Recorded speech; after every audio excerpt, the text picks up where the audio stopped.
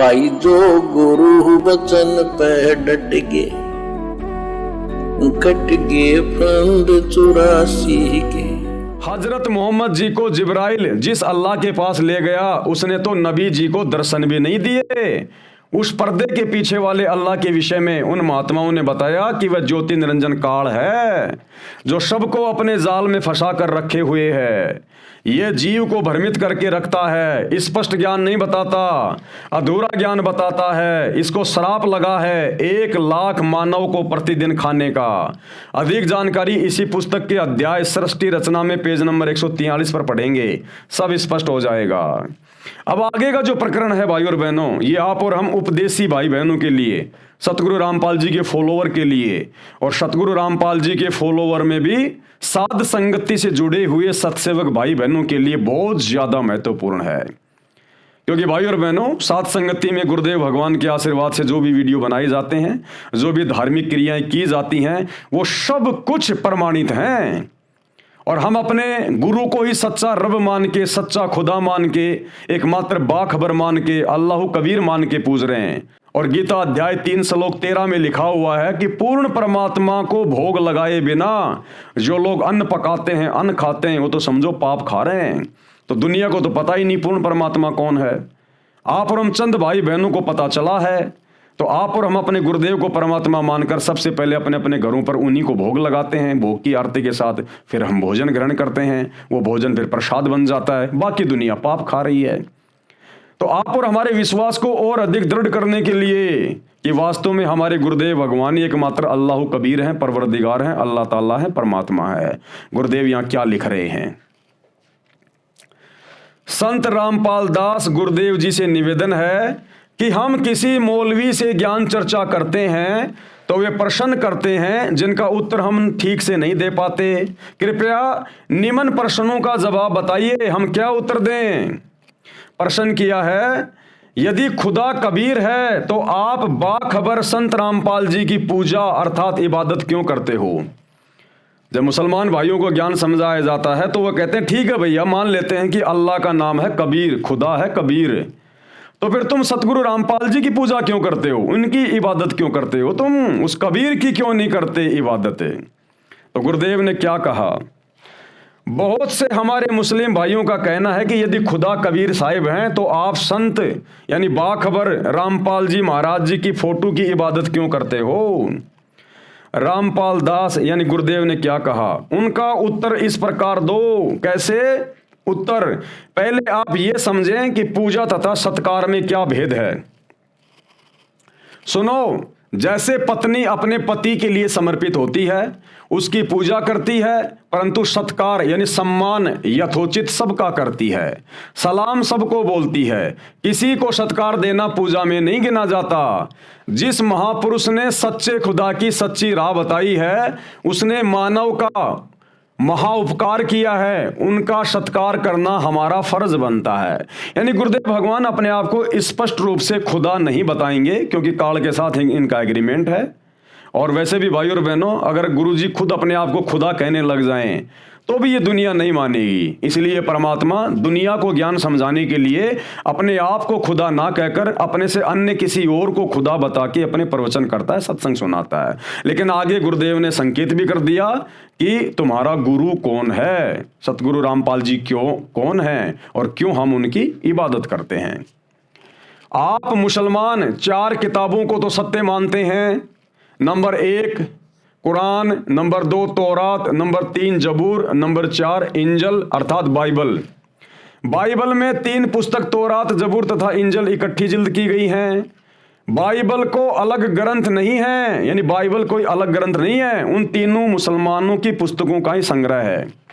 आप जिन्हें बाइबल में सृष्टि रचना पढ़ी, जो तौरात पुस्तक में लिखी है, उसमें वर्णन आता है कि परमेश्वर ने आदम को मिट्टी से उत्पन्न किया, फिर सब फरिश्तों को बुलाया तथा कहा कि आदमी को सजदा करो।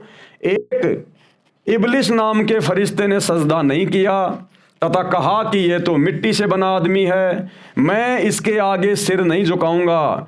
बार बार कहने पर भी उसने परमेश्वर का हुक्म नहीं माना, तो उसे जन्नत से निकाल दिया, वह शैतान कहलाया। अन्य सब फरिश्तों ने परमेश्वर के हुक्म का पालन किया, वे जन्नत में सुखी हैं। हम कादिर खुदा कबीर के हुक्म से संत रामपाल जी जो हमारे गुरु हैं उनको दंडोत प्रणाम करते हैं। उसी परमेश्वर खुदा कबीर का सूक्ष्म वेद कलाम ए कबीर में आदेश है जो इस प्रकार है। क्या? कबीर गुरु गोविंद कर जानियो, यानी गुरु को ही भगवान परमात्मा अल्लाह मान के चलना है। और रही है शब्द समाए, जो ज्ञान और भक्ति वो दें उसी में रह के अपनी इबादत करनी है। और मिलें तो दंडवत बंदगी, गुरु चाहे कहीं भी मिल जाए उसी समय उनको दंडवत प्रणाम करना है, नहीं तो पल पल ध्यान लगाए, अन्यथा उन्हीं का चिंतन मनन करते रहो, उन्हीं की महिमा करते रहो। कबीर गुरु मानुष कर जानते, जो अपने गुरु को अपने बाखबर को अपने जैसा इंसान मानेगा, माँ के गर्भ से जन्म लिया हुआ मानेगा। ते नर कई अंध, वो तो महामूर्ख प्राणियों की श्रेणी में समझे जाएंगे। और होवे दुखी संसार में, ऐसे निकम्मे भगत जो अपने गुरु को मानुष मानते हैं वो फिर इस संसार में भी दुखी रहेंगे और आगे यम के फंद, बाद में उनको जहन्नुम में ठोका जाएगा, यम के दूत उनकी पिटाई करेंगे।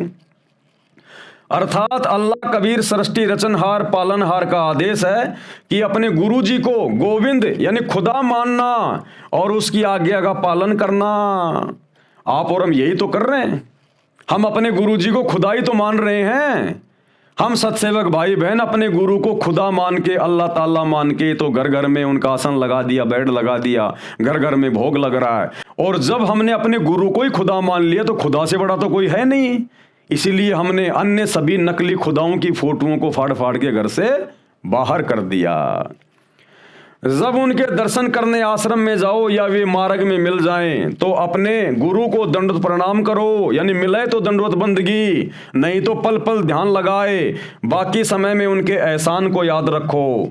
जो गुरु जी को मनुष्य मानते हैं, परमात्मा के तुल्य नहीं मानते, वे तत्व ज्ञान नेत्रहीन अंधे हैं, वे संसार में भी दुखी रहेंगे, फिर यमराज के फंद यानी जहन्नुम में गिरेंगे।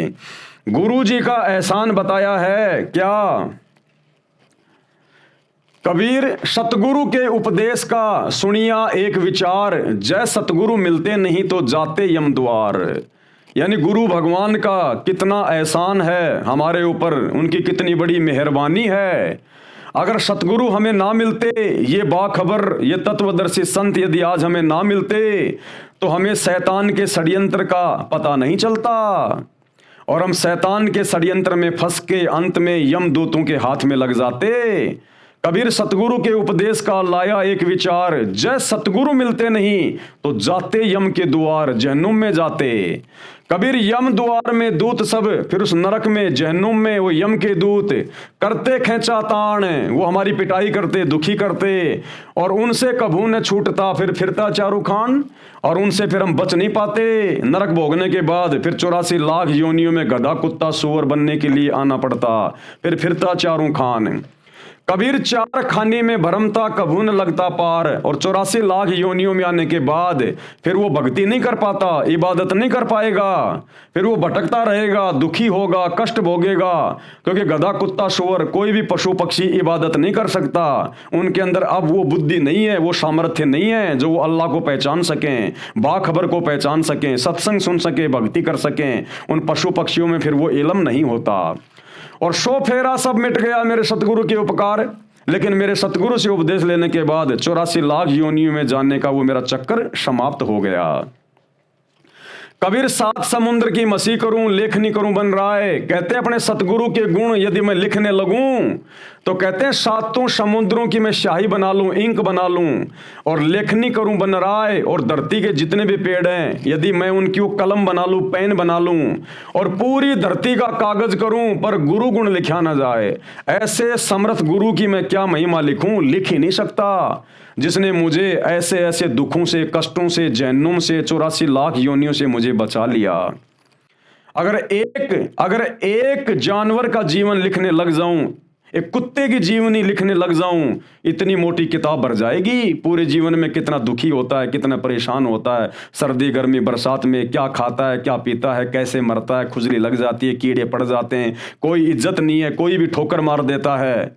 अगर एक कुत्ते का जीवन लिखने बैठ जाएं इतनी मोटी पुस्तक बन जाएगी। ऐसे यदि 84 लाख योनियों में जितने भी प्राणी हैं यदि उनके दुखों के विषय में लिखने लग जाएं तो अगर पूरी धरती का कागज कर लूं, पूरी धरती के पेड़ों का यदि पेन बना लूं और पूरे समुद्र की शाही बना लूं तो वो खत्म हो जाएंगे, लेकिन वो कष्ट लिखते लिखते समाप्त नहीं होंगे।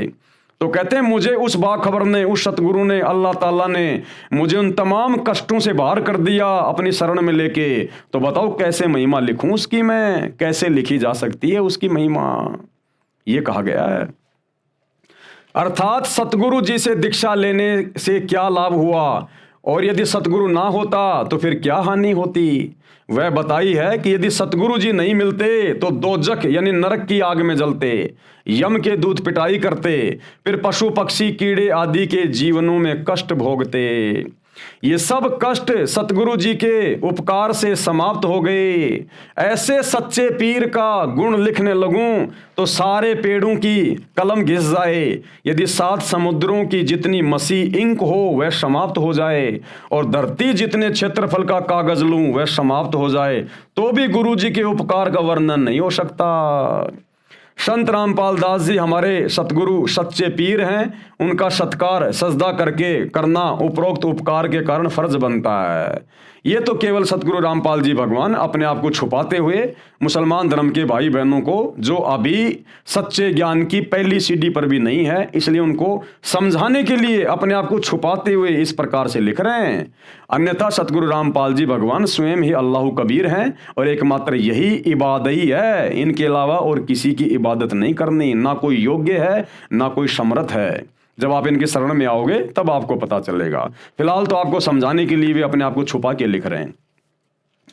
गुरु जी को दंडवत प्रणाम करने का कबीर खुदा परमेश्वर का आदेश यानी हुक्म है, उसको पालन करना अनिवार्य है, नहीं तो शैतान की पदवी मिलेगी। आदेश का पालन करने से जन्नत मिलेगी, इसलिए हम अपने सतगुरु को दंडवत करते हैं। जो गुरु वचन पे डट गए, कट गए फंद 84 के, कट गए फंद 84 के, कट गए फंद 84 के।